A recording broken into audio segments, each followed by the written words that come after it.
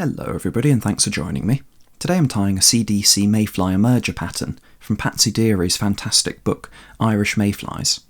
I'm using a size 12 sedge hook, nice curved shank, and my thread is UTC 70 in black. For the tails, about 5 or 6 natural cock pheasant fibres, and then for the rib and the butt, a little bit of stripped peacock herl. I like to use the ones from just below the eye, they've got the widest stems. We're going to need 3 colours of seal's fur.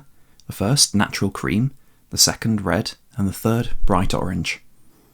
Finally, for the wing, I'm going to use about 5 puffs of natural grey-brown CDC. So let's get started.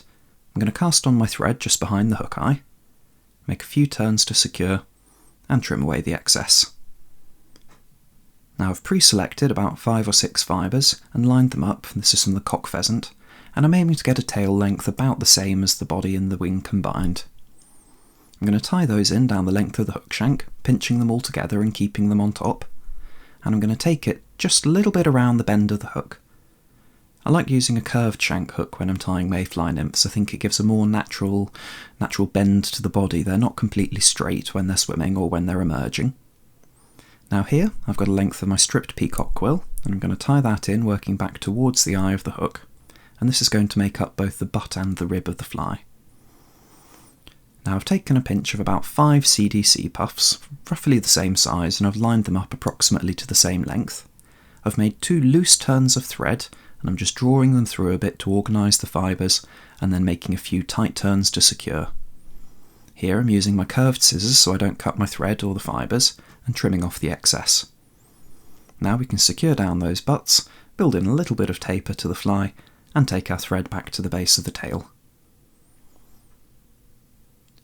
The next material is going to be our seal's fur, and I'm using cream seal's fur, natural colour for the body, and this works really nicely for representing the big ephemera mayflies.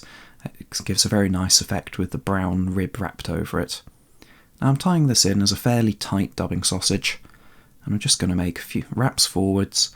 I like to turn my vise upside down, it helps me keep the hook point in view and avoids me clipping it with my thread.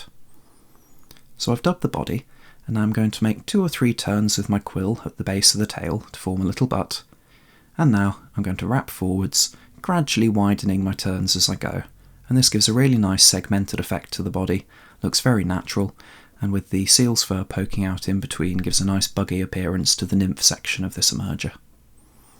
I've secured down my peacock quill, so now I'm going to snip off the excess, and this is a mixture of that red and fire orange seal's fur that we saw earlier, and I'm going to tie this on in quite a thick rope. I want a nice chunky thorax with lots of stragglies and lots of bugginess. So wrap that in up to the base of the wing, and now making a good few wraps below the wing in order to prop it up. You can also put a little securing wrap around the base of the wing, but I don't really bother.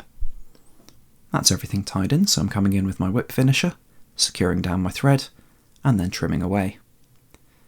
Now if you're more particular about lining up your CDC fibres than I am, you could leave it here, but what I like to do is take it between thumb and forefinger, pinch them all together, and using my curved scissors just follow the curve of the edge of my finger, and that trims it off to a really nice wing shape. Now this will float all day long, it's a really buoyant pattern, that big puff of CDC out the front, and those tails dangle really enticingly below the water's surface. I've brushed out the thorax a little bit, and here's a view of the finished fly once I've tied it up. You can see it's got that nice segmented body, those long mayfly tails, a bit of a hot spot at the thorax and that emerger wing.